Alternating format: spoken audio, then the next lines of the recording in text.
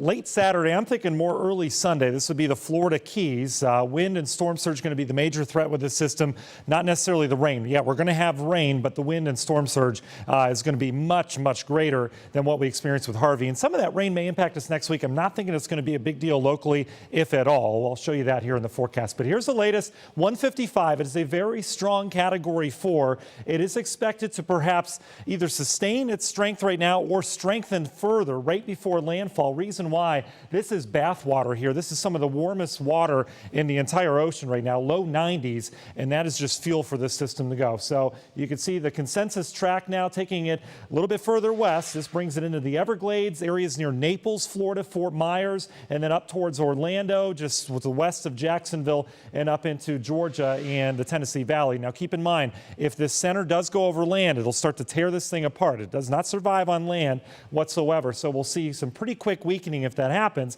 But keep in mind, it doesn't always follow that path that we create. It could be still out in the Gulf, which would be a huge issue, meaning it wouldn't die out at all, or it could be further off to the east. But bottom line, early Sunday morning, heading into Monday across Florida, and then it transitions off to the north. So going to be a monster storm, either a Category 4 or perhaps a Category 5 at landfall, which if it was Category 5 would make it the first since 92. That was Andrew. Before that, 69 with Camille. So a very rare thing for a Cat 5 to make landfall. Storm surge is going to be a big one. What you're looking at there, about 20-foot sea level rise expected near Naples. And Florida rainfall, yeah, they're going to get a lot of it. Not nearly what we saw with Harvey, because Harvey was such a slow mover. This will whip through pretty fast, anywhere from 5 to as many as 15 inches of rainfall. But as we look off to the north, look how quickly it dries out as it heads into Ohio Valley. I think maybe some showers at best from this. And one more fancy map to show you here. This is pretty cool that we have this capability. These are your power outage indexes, expecting massive power outages down to south, but you can see most of Florida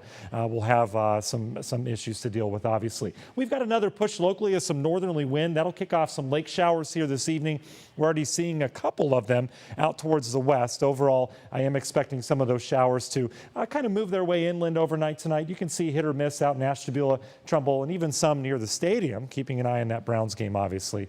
But the big story locally, we're warming up over the next couple days, and we're going to start to dry out as we go through your weekend. So let's take a look at your Universal Windows Direct 7-day forecast, bringing in warmer conditions as we go through the weekend. We got the Browns home opener looking great, lots of sunshine, and temperatures back in the 70s. And there's the effects of Irma locally there, Danielle. Slight chance of showers Tuesday, Wednesday, Thursday. No winds from her whatsoever. Not a big deal locally. You brought up, Andrew, and that it was a Category 5. And yes, this is a Category 4, but is this not going to have a bigger impact because it's going right down the middle and going to affect so many people? You are right on it. It's so much bigger than Andrew. It's bigger than the state of Ohio. So it is going to impact the entire state of Florida. Yeah, rough time. All right, thanks so much. And thanks for watching. We'll be back in a second. Here's what's coming up tonight on NBC. Brought to you by Mercedes-Benz of Bedford. Experience luxury, service, and sophistication. Shop Mercedes-Benz of Bedford.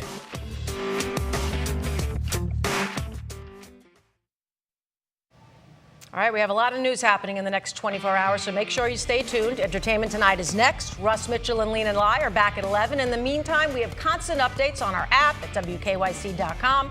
Thanks for spending some of your time with us.